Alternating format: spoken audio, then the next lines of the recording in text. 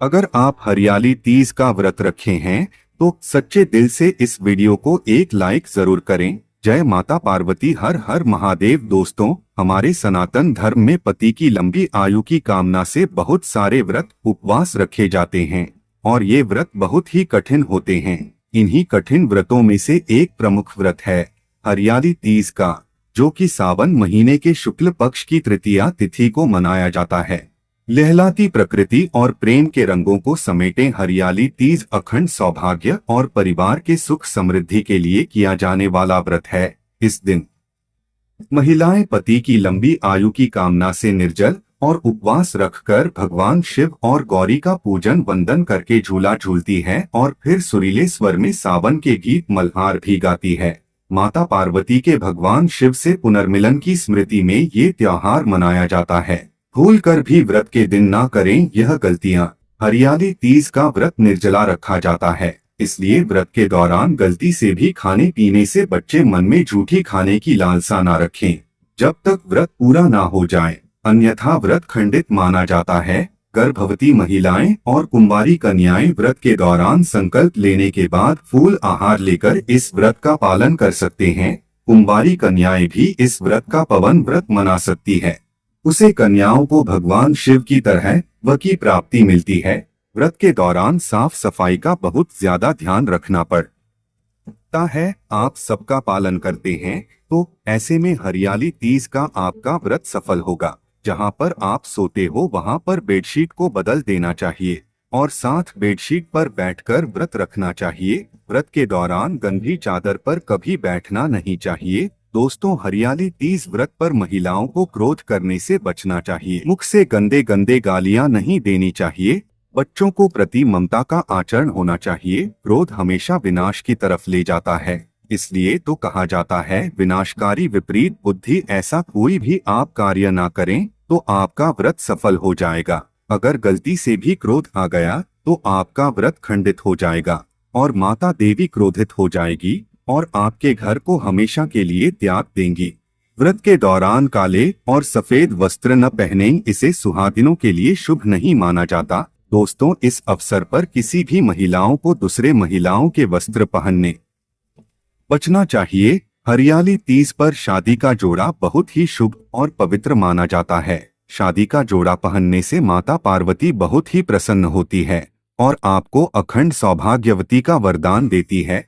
शास्त्रों में वर्णन है कि माता पार्वती ने भगवान शिव को पति के रूप में पाने के लिए बड़ा कठोर तप किया था, जिससे प्रसन्न होकर भगवान शिव ने श्रावण शुक्ल तीज के दिन ही माता पार्वती को अपनी पत्नी के रूप का वरदान दिया। तभी से अखंड सौभाग्य का प्रतीक ये दिन भारतीय परंपरा में पति पत्नी के प्रेम को और मजबूत बनाने तथा आपस में श्रद्धा और विश्वास कायम रखने का पर्व बन गया। जब भगवान शिव ने देवी पार्वती को पत्नी के रूप में स्वीकार करने का वचन दिया, तब देवी पार्वती ने भगवान शिव से आग्रह किया कि आज के दिन जो भी कुमारी कन्या इस व्रत को रखेंगी उन्हें भगवान शिव जैसे मनभावन और गुणवान पति की प्राप्ति हो, और जो भी सुहागन महिला इस व्रत को रखे उसके पति दीर्घायु हो, उसके घर में सुख समृद्धि का वास रहे। मान्यता है कि तभी से ये व्रत रखा जाता है और इस दिन व्रत रखने वाली महिलाओं या कन्याओं का घर खुशियों से भरा रहता है।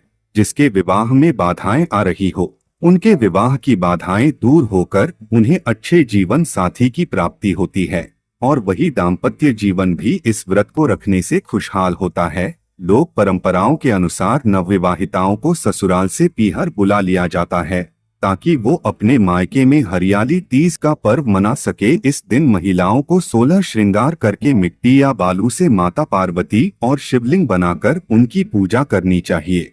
पूजन में सुहाग की सभी सामग्री को एकत्रित करके थाल में सजाकर माता पार्वती से मन ही मन अखंड सौभाग्य की कामना करनी चाहिए और फिर हाथ में पुष्प और अक्षत लेकर तीज माता की कथा सुननी चाहिए। पूजा करने के बाद अगले दिन इन मूर्तियों को किसी नदी या फिर किसी पवित्र जलाशय में प्रवाहित कर दिया जाता है। इस बार तृतीय तिथि प्रारंभ होगी 6 अगस्त मंगलवार की शाम 7:53 से और समाप्त होगी 7 अगस्त बुधवार की रात 10:06 पर 7 अगस्त बुधवार को सारा दिन ही तृतीय अतिथि रहेंगी और उद्यातिथि के अनुसार इस बार 7 अगस्त बुधवार को ही हरियाली तीज का व्रत रखा जाएगा। इसी दिन ये पावन पर्व मनाया जाएगा। बुधवार के दिन सूर्योदय होगा सुबह 6:04 पर, सूर्यास्त होगा शाम 7:01 पर, ब्रह्मा मुहूर्त सुबह 4:27 से 5:15 तक रहेगा। इस दिन पर एक योग सुबह 11:41 तक रहेगा और बाद में शिव योग बन रहा है, जो कि बहुत ही शुभ योग है। राहुकाल दोपहर 12 बजे से 1:30 बजे तक रहेगा। हरियाली तीज के दिन बहुत सी जगह पर सुबह ब्रह्मा मुहूर्त के समय में सरी भी खाई जाती है, क्योंकि इस व्रत में 24 घंटे तक निराहार या निर्जल व्रत रहना होता है। कुछ जगह पर शाम की पूजा करने के बाद व्रत का पालन कर लिया जाता है, लेकिन अधिकतर जगह पर अगले दिन सुबह सूर्योदय होने पर ही व्रत का पालन किया जाता है। तो ऐसे में जिनके यहाँ पर भी सरगी खाने का रिवाज है, वहाँ सुबह सूर्योदय से पहले पहले यानी ब्रह्मा मुहूर्त में आप पानी, दूध या फलों के जूस का ड्राई फ्रूट का सेवन कर सकते हैं। उसके बाद फिर दिन भर आपको कुछ भी नहीं खाना पीना होता है। हरियाली तीज की पूजा का सुबह का शुभ मुहूर्त रहेगा सुबह 5:46 से 9:06 सुबह। आप इस समय व्रत का संकल्प लेकर अपना व्रत प्रारंभ कर सकती हैं। ध्यान रखें, सुबह की पूजा से पहले आपको अच्छे से श्रृंगार जरूर करना चाहिए।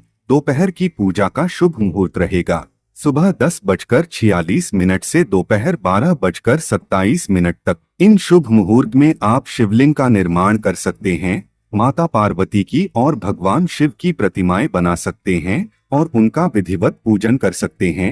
शाम 5:27 से 7:10 के बीच में शाम की पूजा की जाएगी। इसके अलावा हरियाली तीज की जो पूजा है वो प्रदोष काल के समय में भी की जाती है।